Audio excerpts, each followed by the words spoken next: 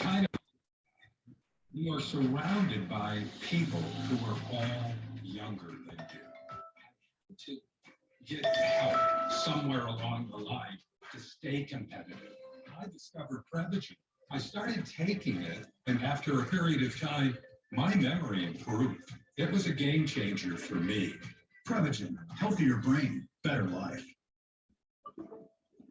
We're back now with more on our series, State of Extremism. As the country to mark 1 year since the Capitol riot, we're looking at the impact from the staggering numbers who still believe about the election. Here's Hallie Jackson. The rioters assaulted police, invaded the speaker's office, and hunted the vice president on January 6th. There was a sense maybe this violent shock would put an end to the lie that drove the insurrection, the lie that the election was stolen. Count me out. Enough is enough. But 1 year later, the opposite has happened, with the so-called Stop the Steal movement growing even stronger inside the Republican Party. The election fraud of 2020 presidential election. Nobody's ever seen anything like it. The conspiracy theory promoted by former President Trump claims President Biden did not actually win the 2020 election. That's not true. Key swing states rechecked their vote totals. Georgia counted its ballots 3 times to be sure. A Republican-led audit in Arizona affirmed President Biden's win there, and courts rejected dozens of flimsy legal challenges put up by Mr. Trump's allies. And yet, nearly 3/4 of Republicans polled by NBC News now agree with what's known as the big lie. What are the biggest warning signs that are flashing to you right now? All of this is no longer about 2020. It's about the next election.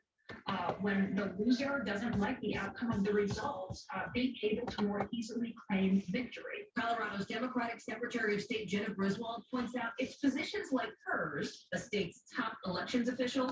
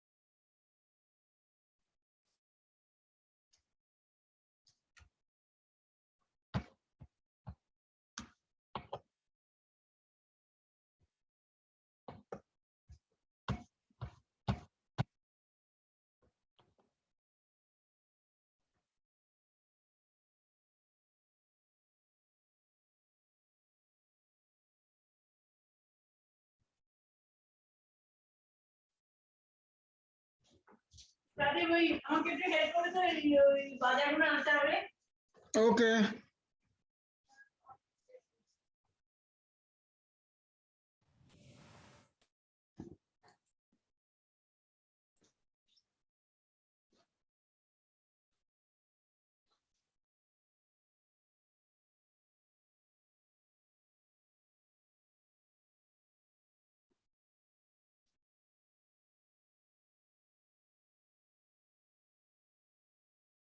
ব্যাগটা খুলেছ?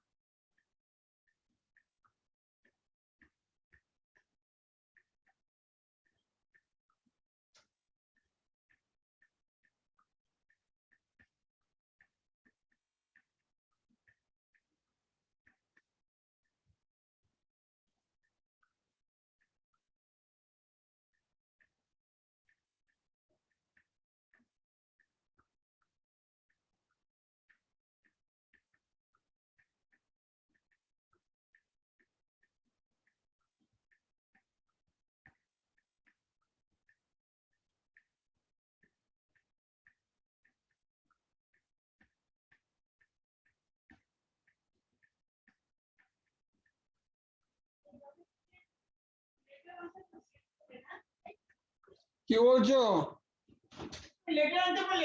Ah,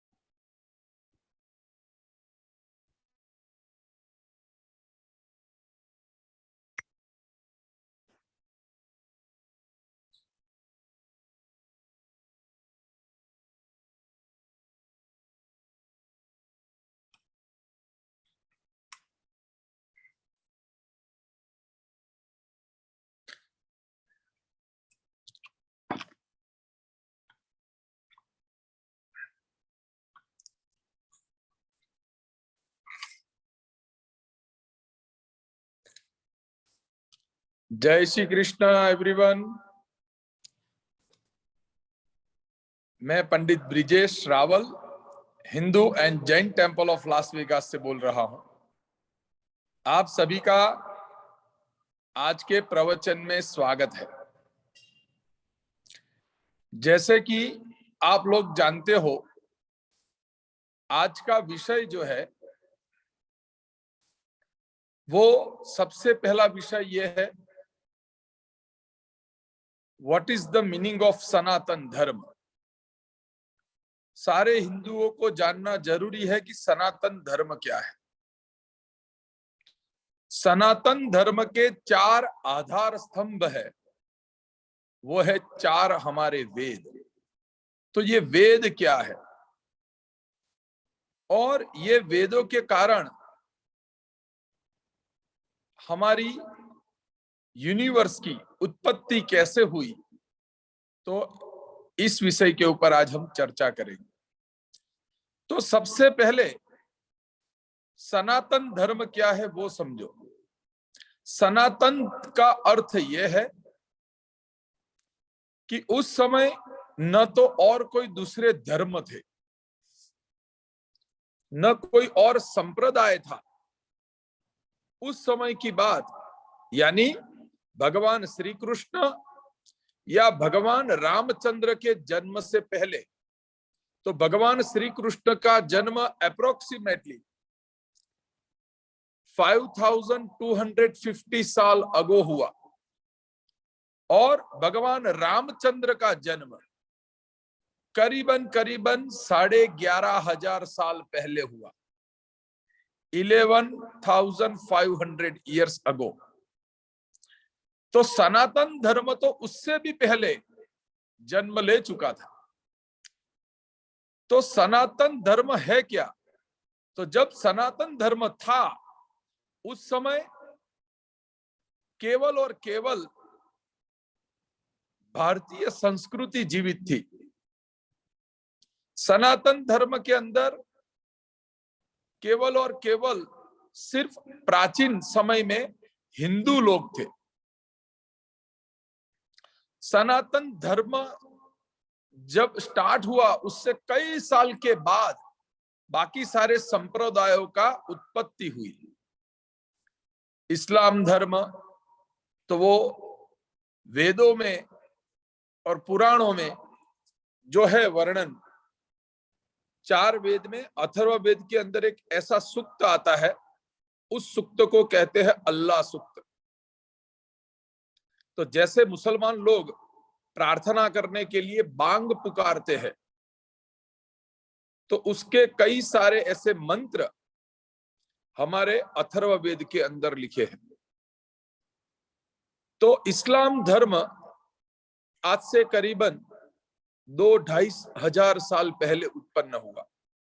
तो ऐसे कई सारे संप्रदाय जो अलग अलग समय पे उत्पन्न हुए, मगर अति प्राचीन संप्रदाय वो है सनातन धर्म का संप्रदाय। सनातन धर्म के अंदर केवल और केवल सनातन देवता यानी पंचायतन देवता की ही बातें कही गई है।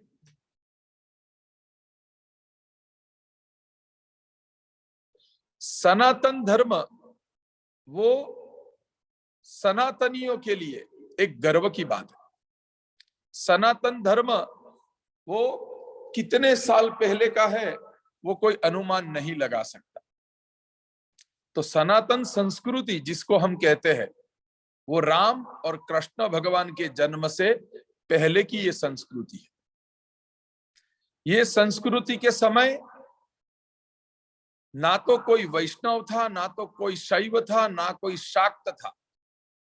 केवल और केवल सनातनी धर्म ही था। यानी ना तो कोई वैष्णव था, ना तो कोई शैव था, केवल सब लोग सनातन धर्म का ही पालन करते थे। तो सनातन धर्म उस समय देवताओं की पूजा की जाती थी, मगर उसकी परंपरा अलग थी। सनातन धर्म के अंदर 2 प्रकार के कर्म लोग करते थे। एक कर्म है श्रौत कर्म और दूसरा कर्म है स्मार्त कर्म। आज हम जो भी पूजा करते हैं तो वो पूजा के अंदर पंडित जी लोग बोलते हैं मम आत्मनः श्रुति स्मृति। तो कहने का अर्थ ये है सनातन धर्म के अंदर श्रौत कर्म और स्मार्त कर्म ऐसे दो कर्म के द्वारा भगवान की उपासना बताई है। तो श्रौत कर्म यानी क्या? तो जब सनातन धर्म की उत्पत्ति हुई हजारों लाखों साल पहले की बात है ये, जब भगवान ने सोचा कि एकोहम बहुश्यामः, मैं एक हूं और एक में से अनेक बनना चाहता हूं, उस समय सनातन धर्म की उत्पत्ति हुई। उस समय वहां तो ना तो चंद्रमा थे, न सूर्य था, न स्टार थे, और कोई चीज नहीं थी। केवल और केवल एकोहम बहुश्याम, केवल नारायण थे। और भगवान नारायण ने एक में से अनेक बनने की अपेक्षा रखी। अब उस समय जो परब्रह्म परमात्मा थे, हम उसको नारायण भी कह सकते हैं, शिव भी कह सकते हैं, या शाक्त कह सकते हैं। जिन्होंने सृष्टि बनाने का मन में विचार किया वो हमारे सनातन धर्म के परब्रह्म परमात्मा, जिसको हम ईश्वर कहते हैं। तो उनके मन में विचार आया कि मैं एक में से अनेक बनना चाहता हूं, और उसके बाद ये पूरी सृष्टि की रचना हुई। उस विषय के ऊपर हम बाद में जाएंगे, मगर सनातन धर्म के अंदर हमारा विषय था वो ये था कि सनातन धर्म के अंदर दो प्रकार के कर्म, श्रौत कर्म और स्मार्त कर्म। तो श्रौत कर्म का अर्थ क्या है? हम पूजा के अंदर बार बार बोलते हैं मम आत्मनः श्रुति स्मृति पुराणोक्त पुण्य फल प्राप्ति अर्थम। तो ये श्रुति स्मृति क्या है? तो वो है श्रौत और स्मार्त। तो श्रौत कर्म का अर्थ यह है कि सनातन धर्म जब शुरू हुआ था उस समय न तो कोई देवी देवताओं की मूर्तियां थी, न तो कोई देवताओं के स्वरूप थे, ना कोई यंत्र था। यानी किसी के पास कोई प्रमाणभूत कोई फोटो, यंत्र, मूर्ति, ऐसा कोई साधन नहीं था कि गणपति किसको कहेंगे। तो ऐसी कोई कल्पना के द्वारा कोई चित्र नहीं था, कोई मूर्ति स्वरूप नहीं था। तो उस समय केवल अग्नि को प्रज्वलित करके, अग्नि के अंदर गणपति का आवाहन करके उनको मोदक यानी लड्डू खिलाए जाते थे।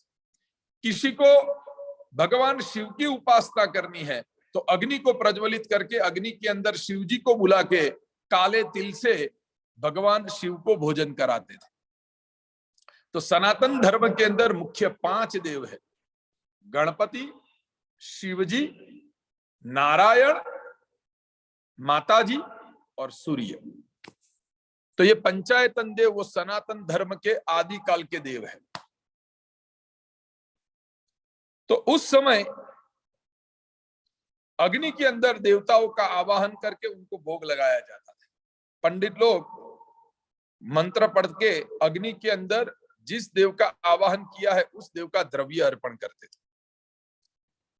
तो अग्नि को प्रज्वलित करके देवताओं का आवाहन करके अलग अलग देवता यानी 5 देव की अलग अलग चीजें सबसे प्रिय है वो मिक्स करके वो अग्नि में आहुति दी जाती थी।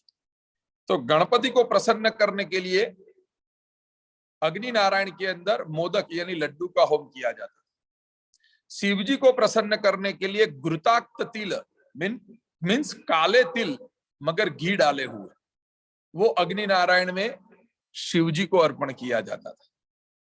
नारायण को प्रसन्न करने के लिए सैफरन वाले चावल दूध में पकाए हुए उसको कहते हैं पायस। तो पायस के द्वारा उसके अंदर सैफरन डाल के भगवान नारायण यानी विष्णु को भोजन किया जाता था।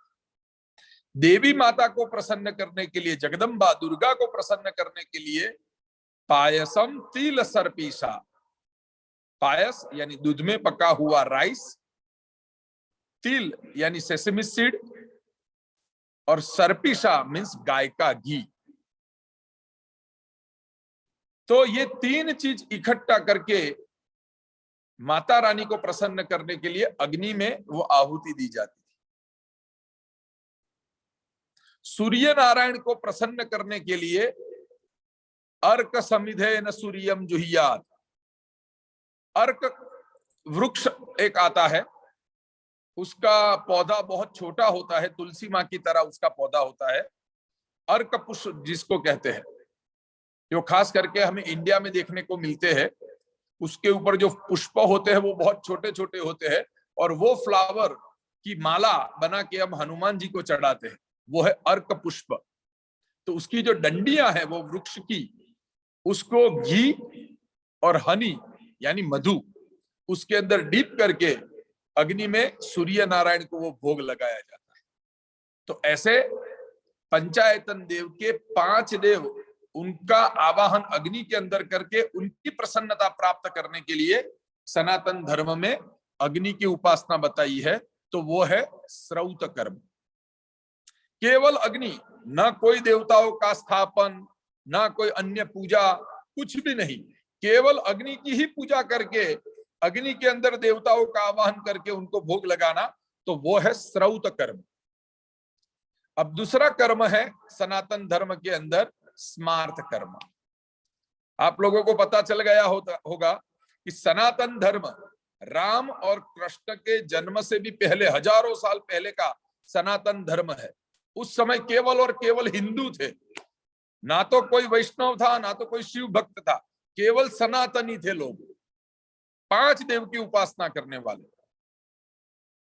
और उसमें उपासना करने के लिए 2 साधन बताए, 2 माध्यम, एक श्रौत और दूसरा स्मार्त। तो श्रौत कर्म यानी अग्नि की उपासना, स्मार्त कर्म यानी आज तक आप लोगों ने जो जो कर्म किए हैं वो सारे कर्म, उसको कहते हैं स्मार्त कर्म। जैसे बच्चे का जन्म होना, तो वहां से हम लोग अलग अलग प्रकार के संस्कार कराते हैं। पहले तो श्रीमंतोन्नयन संस्कार यानी बेबी शावर, फिर जैसे जैसे बच्चा बड़ा होता है अन्नप्राशन, कर्णवेद संस्कार, मुंडन संस्कार, विवाह संस्कार, यज्ञोपवीत संस्कार आदि अन्य काफी सारे संस्कार है।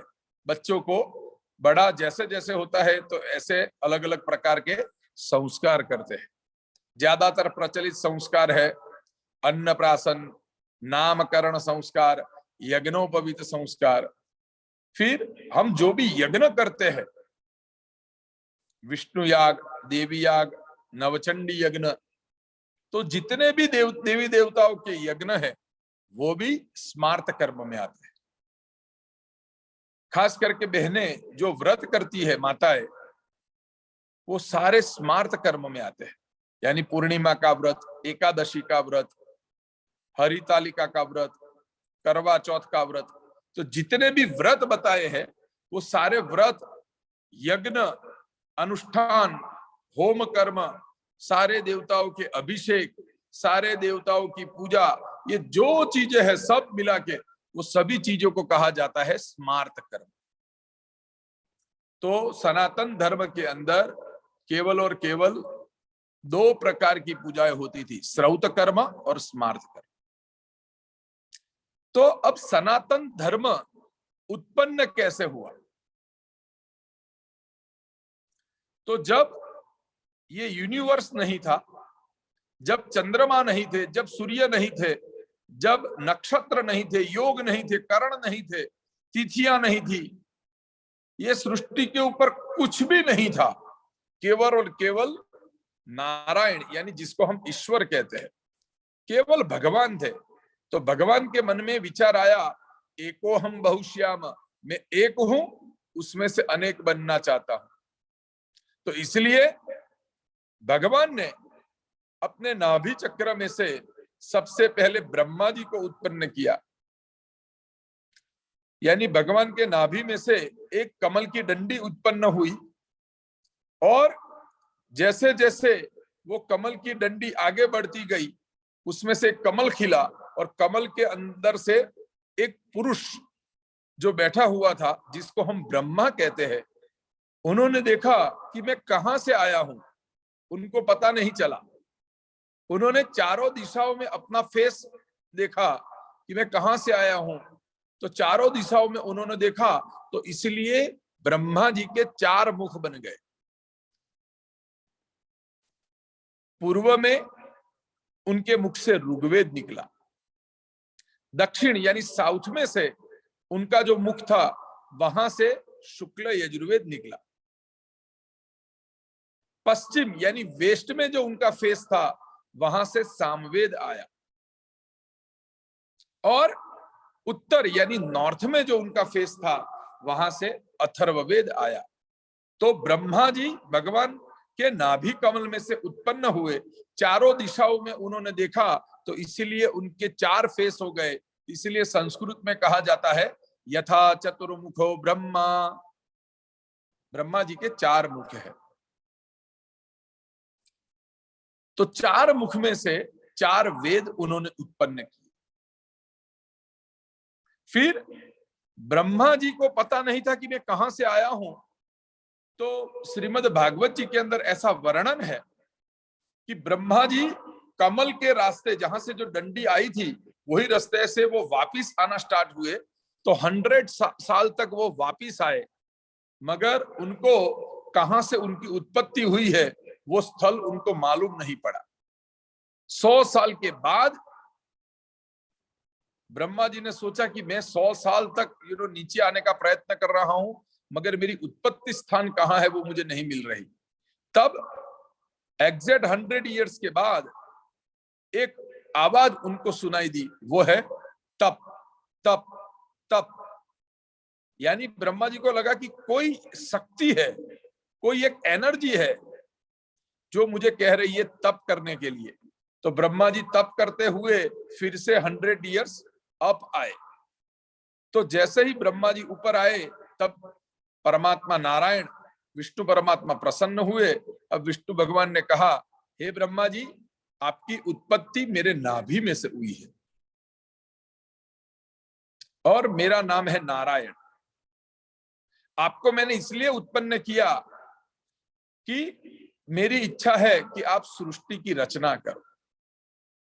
ब्रह्मा जी ने 2 हाथ जोड़ के भगवान से प्रार्थना की कि हे प्रभु, आपकी आज्ञा से, आपके आशीर्वाद से मैं सृष्टि की रचना करूंगा, मगर मेरे में अभिमान न आए, ऐसा मुझे आप आशीर्वाद दो। भगवान ने आशीर्वाद दिया और उसके बाद ब्रह्मा जी ने ये सारी सृष्टि की रचना की। नक्षत्र, योग, कर्ण, सूर्य, चंद्र, मनुष्य, तो ऐसे भगवान ने पूरा यूनिवर्स ब्रह्मा जी ने बनाया नारायण की आज्ञा से। तो भगवान की आज्ञा से ब्रह्मा जी ने सृष्टि तो बनाई, मगर उस सृष्टि के अंदर सबसे पहले जब ब्रह्मा जी ने सृष्टि बनाई, पेड़ पौधे सभी चीज बनाई, अब मनुष्य जो बनाना था, तो मनुष्य का वंश आगे बढ़े, इसलिए ब्रह्मा जी ने अपने मानस पुत्र को उत्पन्न किया। यानी मन से एक पुत्र को उत्पन्न किया, एक पुरुष को उत्पन्न किया, और उनका नाम है मनु महाराज। तो मनु जी ने कहा कि पिताजी मेरे को क्या आज्ञा है। तब ब्रह्मा जी ने कहा कि मैंने सृष्टि बनाई है, अब उसके अंदर मनुष्य को आगे ले जाने का काम, उसका वंश बढ़ाने का काम, वो आज से मैं तुम्हें सौंप रहा हूं। तो इसलिए सृष्टि के ऊपर जितने भी लोग हैं, हम उसको कहते हैं मनुष्य, क्योंकि हम भगवान मनु के द्वारा उत्पन्न हुए संतान है, इसलिए हमको कहा जाता है मनुष्य या मानव। तो मनु शब्द से मनुष्य शब्द उत्पन्न हुआ। तो ऐसे करके हमारी वंश आगे बढ़ा।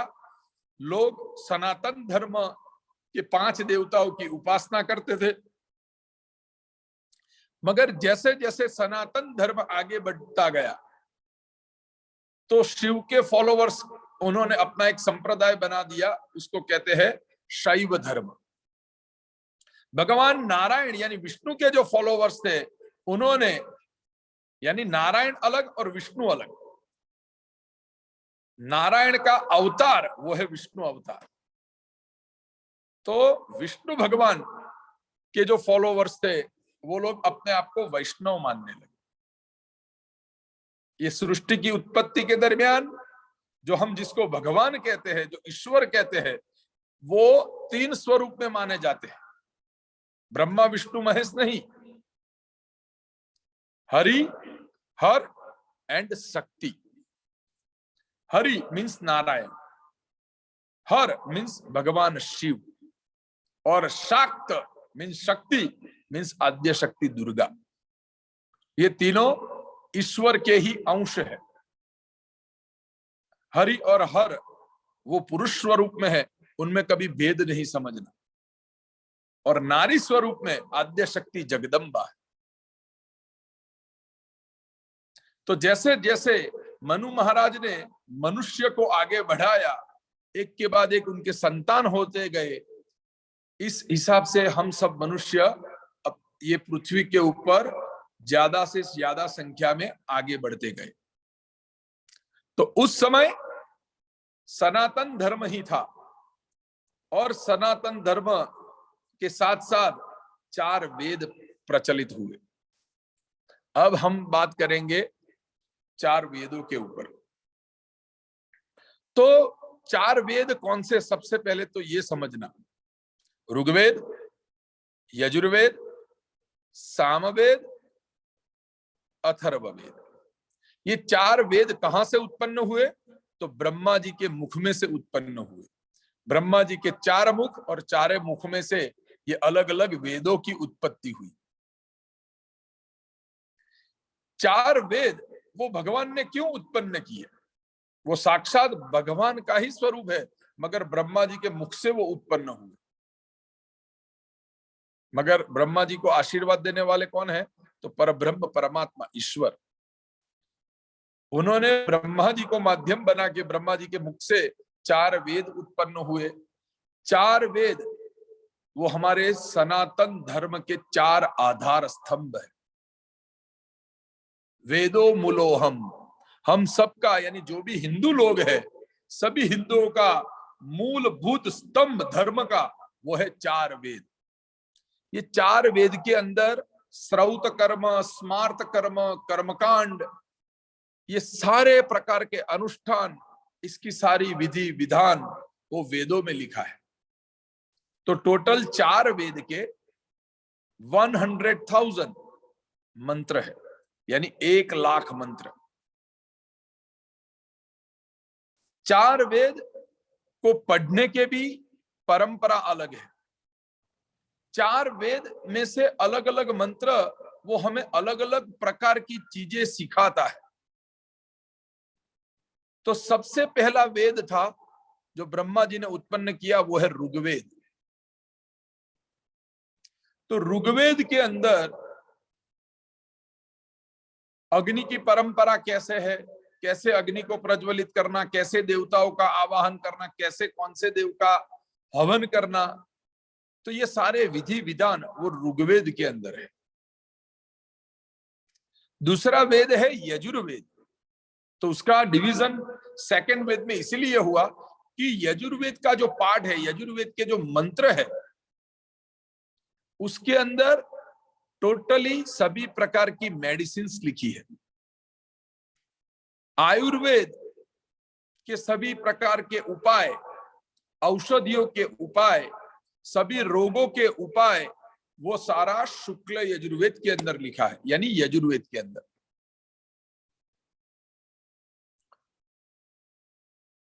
तो यजुर्वेद के अंदर सभी प्रकार के औषधि, मेडिकल लाइन, मेडिकल ट्रीटमेंट के रिलेटेड की बातें वेदों के मंत्र के अंदर लिखी है। तीसरा वेद है सामवेद। तो सामवेद के अंदर सभी प्रकार के संगीत, एंटरटेनमेंट के साधन, म्यूजिक, ये सारी इंफॉर्मेशन हमें सामवेद में से मिलती है। और अथर्ववेद में हर एक प्रकार के जो टेक्नोलॉजी है, वो टेक्नोलॉजी के रिलेटेड के मंत्र कौन सा यंत्र कैसे बनाना है, विमान बनाना कैसे है, तो उसके लिए कौन कौन सी चीजें जरूरी है, तो ये सारी इंफॉर्मेशन हमें अथर्ववेद में से मिलती है। तो 4 वेद इसलिए बनाए कि मनुष्य का जीवन में प्रोग्रेस हो। सबसे पहले भगवान का नाम लेके वो जीवन में आगे बढ़े, इसलिए ऋग्वेद। शरीर का सुख अच्छा रहे, रोगों से उसको प्रोटेक्शन मिले, इसलिए यजुर्वेद। जीवन में आनंद में, सुख में, मस्ती में अपना जीवन जीने के लिए एंटरटेनमेंट, म्यूजिक रिलेटेड काफी सारे ऐसे मंत्र वो सामवेद में मिलेंगे। आधुनिक जीवन जीने के लिए आदमी तत्पर रहता है कि घर कैसे बनाऊं, गाड़ी कैसे चलाऊं, मीडिया के अभी जो हम साधन यूज कर रहे हैं वो कैसे बनाएं। तो सारी इलेक्ट्रिक, इलेक्ट्रॉनिक और उससे भी यांत्रिक मशीनरी टाइप की जो भी छोटी बड़ी चीजें हैं, उसकी सारी इंफॉर्मेशन अथर्ववेद में से मिलती है। अब वेदो मूलम अस्ति मीन्स हमारा मूल जो है वो वेद है। वेदो नारायणो हरि, वेद ही साक्षात भगवान नारायण है। जो वेद के मंत्र है, वेद के मंत्र के द्वारा की गई उपासना, वही हमें जीवन में फल देती है। तो इसीलिए ये 4 वेद की उत्पत्ति हुई, जो मनुष्य के जीवन में अलग अलग प्रकार से वो मददरूप हो सके। मगर उसके मंत्र जो है वो पढ़ने की परंपरा अलग है। ऋग्वेद के मंत्र जो है उसके प्रोनाउंसिएशन डिफरेंट है, यजुर्वेद के डिफरेंट है। हर एक वेदों के मंत्र यानी प्रोनाउंसिएशन करना वो डिफरेंस है।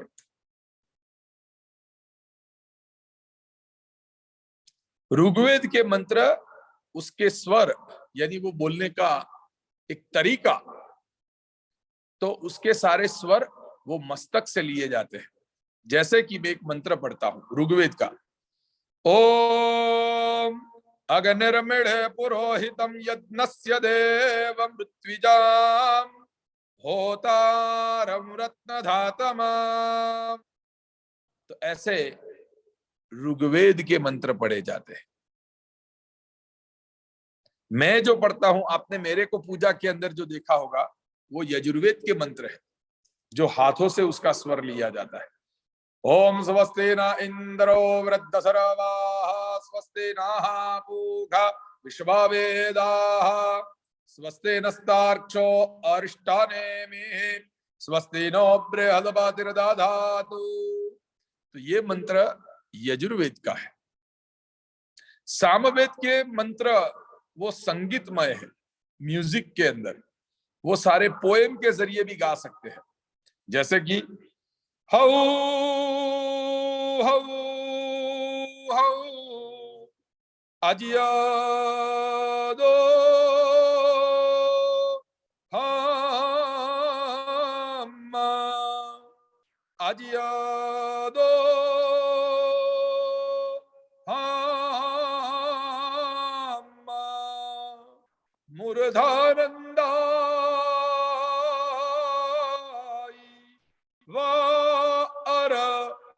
पृथिविया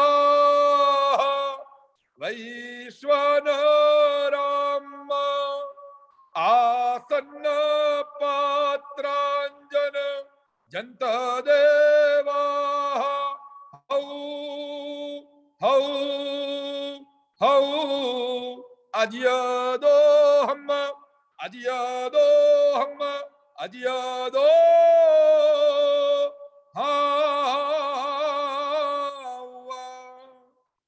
तो ऐसे सामवेद के मंत्र पढ़े जाते हैं। अथर्ववेद के मंत्र, उसके पढ़ने की तरीका अलग है। उसको मस्तक से और हाथों से, दोनों से स्वर लिए जाते हैं। ओम धातारादि सविते अनुसंताम प्रजापतिर्निधिर्पतिर्नो अग्निः त्वष्टा विष्णुः प्रजया संरराणो यजमानाय द्रविणं दधातु। तो ये अथर्ववेद का मंत्र हुआ। तो 4 वेद वो सनातन धर्म के आधार स्तंभ। जीवन में जो भी चीज हमें सुख के लिए चाहिए, आधिदैविक, आधि भौतिक और आध्यात्मिक, तीनों प्रकार का सुख, लग्जूरियस सुख, धर्म का सुख, पूजा पाठ का सुख और मन का सुख, ये सभी प्रकार का सुख पाने के लिए 4 वेदों की उपासना है। अब वेदों के मंत्र आपको पता है वो सबसे श्रेष्ठ, मगर वो कठिन है। मगर केवल वेद के मंत्र आप सुनते हो, सुनने मात्र से कल्याण होता है। मगर जो भी मंत्र है वो मंत्र जो पंडित पढ़ते हैं वो उसका अर्थ जाने और अर्थ के अनुसंधान में कौन सा मंत्र कहाँ पढ़ना है वो उनको पता है, तो वो मंत्र का प्रभाव, वो मंत्र का बल, वो मंत्र का रिजल्ट हमें अवश्य प्राप्त होगा। तो इसीलिए ये सनातन धर्म के आधार स्तंभ 4 वेद है। अब सृष्टि की उत्पत्ति कैसे हुई वो एक प्रश्न है। तो जैसे मैंने आपको कहा, भगवान एक थे, एक में से अनेक बनना चाहते थे। उन्होंने ब्रह्मा जी को उत्पन्न किया और फिर उसके बाद मनुष्य जाति उत्पन्न हुई। पशु पक्षी पौधे पर्वत नदियां ये सारा ब्रह्मा जी ने बनाया। नक्षत्र योग कर्ण ऐसे करके ये पूरा यूनिवर्स बना। तो ये यूनिवर्स बना, तो ये यूनिवर्स को कंट्रोल करने के लिए, यूनिवर्स को कंट्रोल करने के लिए सनातन धर्म के 4 आधार स्तंभ जो है वो है 4 वेद। उनके मंत्र द्वारा, उनमें बताई गई रीत, उनके बताए गए रूल्स एंड रेगुलेशंस को फॉलो करके ये पूरा यूनिवर्स ब्रह्मा जी के माध्यम से ये बना। मगर जैसे ही ये सृष्टि की उत्पत्ति हुई, तुरंत उसके अंदर माया का प्रवेश हुआ। इसीलिए लोगों के अंदर इमोशंस ज्यादा आने लगे, अटैचमेंट लोगों का एक दूसरे के प्रति होने लगा, एक दूसरे के प्रति प्रेम बढ़ने लगा। तो वो है माया का कारण। तो जब ब्रह्मा जी ने सृष्टि बनाई, तो सृष्टि बनाते समय वेदों में जो लिखा है उसी हिसाब से नदियां, पर्वते, पृथ्वी की जो रेखाएं हैं, कौन से डायरेक्शन में क्या आएगा, उसका पंच तत्व का बैलेंस कि भाई नदियां कहाँ होगी, यानी रिवर कहाँ है और माउंटेन कहाँ है, तो सारी चीजों का बैलेंस करके जो सृष्टि की रचना की, वो सारी रचना वेदों के मंत्र के द्वारा की गई। उसके बाद ये मनुष्य और बाकी सारे जीव जंतु प्राणी इत्यादि ये पृथ्वी के ऊपर पलने बढ़ने लगे। तो इस प्रकार से सनातन धर्म, 4 वेद और सृष्टि की उत्पत्ति हुई। जो वेदों को जानता है, जो वेदों की परंपरा को समझता है, उसके दिखाए हुए रास्ते पे चलता है, भगवान सदैव उसकी रक्षा करते हैं। क्योंकि आदि काल के अंदर केवल वेद थे। जैसे जैसे समय बीतता गया, ऋषि मुनि उत्पन्न हुए। अलग अलग प्रकार के ऋषि मुनियों ने देखा कि जैसे जैसे सनातन धर्म आगे बढ़ता है, अलग अलग संप्रदाय के फाटे पड़ने लगे। तो लोग कोई शिव जी को मानने लगे, कोई विष्णु भगवान को मानने लगे, ऐसे अलग अलग संप्रदाय खड़े हो गए। जैसे आज हम देख रहे हैं कि स्वामीनारायण संप्रदाय है, तो उसकी उत्पत्ति कब हुई? अमेरिका के अंदर काफी सारे मंदिर है, पूरे विश्व में काफी मंदिर है भगवान स्वामीनारायण के। तो स्वामीनारायण के जो भी मंत्र है, जो भी मंदिर है, तो वो सनातन धर्म का एक संप्रदाय बना स्वामीनारायण। तो वो कितने साल पहले, तो आज से करीबन अप्रोक्सीमेटली 250 ईयर्स अगो स्वामीनारायण धर्म की स्थापना हुई, भगवान स्वामीनारायण ने की। जैन धर्म की स्थापना हुई। तो ऐसे कई सारे सनातन धर्म के बाद अलग अलग संप्रदाय, अलग अलग धर्म की स्थापना हुई। तो ऋषि मुनियों ने देखा कि अलग अलग प्रकार के संप्रदाय बढ़ रहे हैं और लोगों को वेदों का ज्ञान धीरे धीरे कम हो रहा है। तो इसलिए उन्होंने उसको 18 बुक्स के अंदर कन्वर्ट किया, यानी वेदों में जो लिखा है उसका थोड़ा विवरण करके डिटेल्स में वो 18 बुक्स बनाई। वो है हमारे 18 पुराण, मत्स्य पुराण, शिव पुराण, भविष्य पुराण, ब्रह्म पुराण, ऐसे टोटल 18 पुराण की रचना ऋषि मुनियों ने की। 18 पुराण लिखने के बाद भी उनको पता चला कि वेद के मंत्र भी आजकल लोगों को समझ में नहीं आएंगे। सनातन धर्म की बात कर रहा हूं। इसीलिए पुराण बनाए। पुराण के अंदर वही सारी चीज, मगर स्टोरी सारी चीजें लिखी, मंत्र नहीं, वहां स्टोरी यानी श्लोक्स है। जैसे हम पढ़ते हैं सर्व मंगल मांगल्ये शिवे सर्वार्थ साधिके, तो ये सारे श्लोक कहे जाते हैं। दूसरे अर्थ में उसको कहे जाते हैं पौराणिक मंत्र। तो वेद मंत्र अलग है और पुराण के मंत्र अलग है। तो वेदों को एक अलग सार में लिखना, तो वो 18 बुक्स बनी, तो वो है हमारे 18 पुराण। उसके अंदर भी पूजा पाठ विधि विधान और अलग अलग देवी देवताओं की स्तुतियां, प्रार्थना, वो सारी चीजें लिखी। उसके बाद 108 बुक लिखी गई, तो वो है हमारे 108 उपनिषद। तो वेद, वेद के बाद पुराण, पुराण के बाद उपनिषद।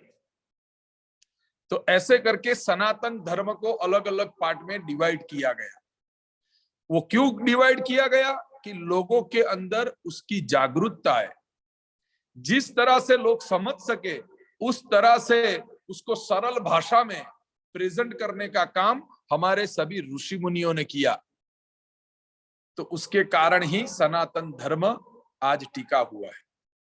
आज साइंस को कोई ऐसा प्रमाण चाहिए तो उनको सनातन धर्म के प्राचीन ग्रंथों का सहारा लेना पड़ता है। पूरा विश्व मानता है कि टेक्नोलॉजी के रिलेटेड कोई इंफॉर्मेशन चाहिए, कोई आकाश के रिलेटेड, खगोल शास्त्र के रिलेटेड कोई इंफॉर्मेशन चाहिए, कोई पाताल के रिलेटेड कोई इंफॉर्मेशन चाहिए, जो अन्य कोई धर्म या संप्रदाय में नहीं है, मगर सनातन धर्म के अंदर वो सारी चीजें हमें मिलेगी। जब मैं खुद पढ़ता था पाठशाला के अंदर, यानी ये जो मंत्र ये सब जहां मैंने सीखा, तो मुझे याद है कि वहां जर्मनी और फ्रांस के अलग अलग साइंटिस्ट इकट्ठा होके आए थे।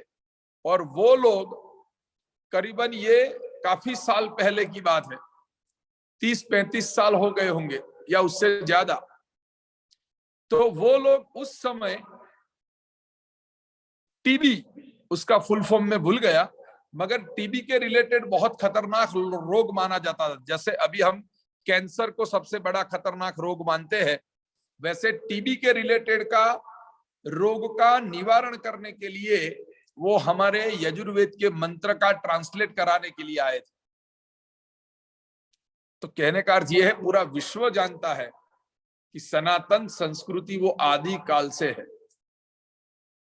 तो जितनी भी सनातन संस्कृति को जानने का प्रयत्न करोगे, समझने का प्रयत्न करोगे, उसके अंदर रुचि रखोगे, तो सदैव आपका कल्याण होगा। उसमें से कोई अच्छी चीज आपको प्राप्त होगी। जीवन के मूलभूत जो प्रश्न है उसके समाधान हमें हमारे वेदों में, पुराणों में, उपनिषदों में से हमें प्राप्त होंगे। तो ऐसे हमारे सनातन संस्कृति का ये सर्वश्रेष्ठ धर्म है, उसका नित्य पालन कीजिए। जो बताया हुआ है वेदों के अंदर, उपनिषदों के अंदर, वो जानने का प्रयत्न कीजिए। जो भी आपको विद्वान पंडित लगे, वो विद्वान पंडित के पास जाके थोड़ा समझने का प्रयत्न करो। वो जानने के बाद उसको जीवन में अप्लाई करो, और अप्लाई करने के बाद आपको सबसे पहले मन का सुख प्राप्त होगा, और उसके साथ कई सारे अन्य प्रकार के सुख सुविधा के साधन आपको प्राप्त होंगे, क्योंकि ये वेदों की उपासना है। तो आज का प्रवचन में यहां ही समाप्त करता हूं। एक मंत्र के द्वारा आपको आशीर्वाद देता हूं कि परमात्मा आप लोगों की मनोकामना पूर्ण करे, वेदों के प्रति आप लोगों के अंदर जागरूकता है, सनातन धर्म की आप रक्षा कर सको। आजकल सनातन धर्म के ऊपर भी कीचड़ उछालने वाले कई सारे लोग हो गए हैं, मगर उनको पता नहीं कि उनकी ही उत्पत्ति कहीं ना कहीं सनातन धर्म से जुड़ी हुई है। तो आपके परिवार के अंदर सभी लोग सनातन धर्म के प्रेमी बने, सनातन धर्म आपके जीवन में आए, उसको आप समझो और उसका आचरण करके उसके बताए हुए रास्ते पे चलते हुए आपका और आपके परिवार का भगवान कल्याण करे, रक्षण करे, और महालक्ष्मी आपके घर के अंदर विराजमान हो। ये मेरे आशीर्वाद।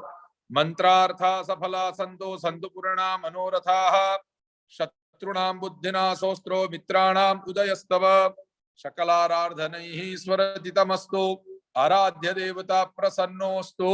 सभी लोग 3 बार बोलिए, ओम विष्णवे नमः, ओम विष्णवे नमः, ओम विष्णवे नमः। विष्णु स्मरणान्ते सर्वं विदेः परिपूर्णमस्तु, अस्तु परिपूर्णम। जमीन को टच कीजिए सभी लोग, ओम बोलिए, ओम इंद्राय नमः। टीका करते हैं वहां हाथ टच कर दो, ओम देवराज इंद्राय नमः। नमः पार्वती पतये, हर हर महादेव हर। नेक्स्ट वेडनेसडे फिर से मिलेंगे। Thank you. आपके मन में कोई भी प्रश्न हो तो प्लीज प्लीज मुझे आप लोग व्हाट्सएप कीजिए, और हमारे जो मंदिर की जो चैनल है, ये Hindu and Jain temple of Las Vegas, उसको सब्सक्राइब कीजिए। यही लिंक आप आगे भी भेजिए, तो लोग ये प्रवचन सुनेंगे, लोगों के अंदर भी जागरूकता आएगी, उसमें आपका भी भगवान कल्याण करेगा। Thank you so much.